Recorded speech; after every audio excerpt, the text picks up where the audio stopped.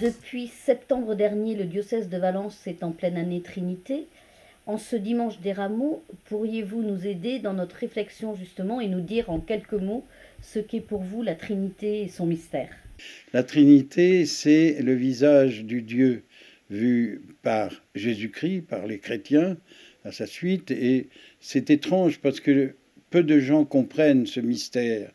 On croit que l'unicité de Dieu va être blessée par cette Trinité. Elle ne l'est pas. Un couple est tout à fait unique. Et on dit un couple, et pourtant ils sont deux. Donc ça ne change rien à l'unicité de Dieu. Et Dieu, donc, c'est trois personnes qui s'aiment à n'en faire qu'un. Il y a le Père qui est la source de toute création, de tout amour.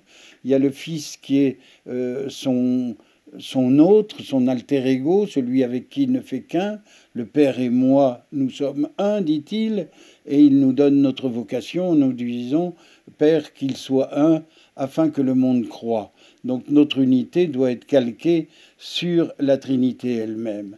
C'est pas nous qui décidons de qui est Dieu, c'est Dieu qui se donne à nous et qui se révèle. Donc nous ne l'inventons pas, Dieu, nous le recevons. Et lorsque nous découvrons qui est Dieu, nous ne pouvons être qu'éblouis.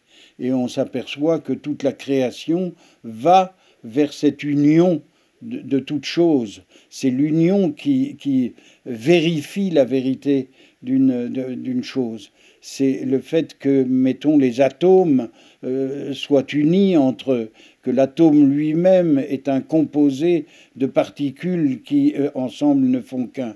Tout est à la lumière de la Trinité ici-bas.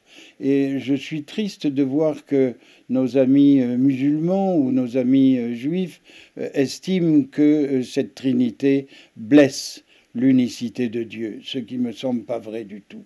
Et donc vivre, c'est vivre selon ce qu'est Dieu lui-même, apprendre au fond ce qu'est la vie de Dieu que nous partagerons pendant l'éternité.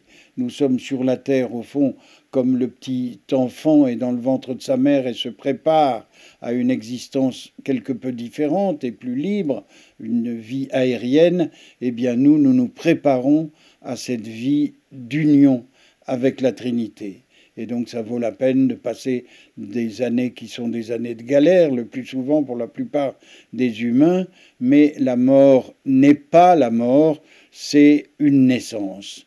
Alors ça comporte toutes les difficultés de chaque naissance, de chaque accouchement, mais nous allons vers un surcroît de vie, vers une intensité et une ferveur plus grandes.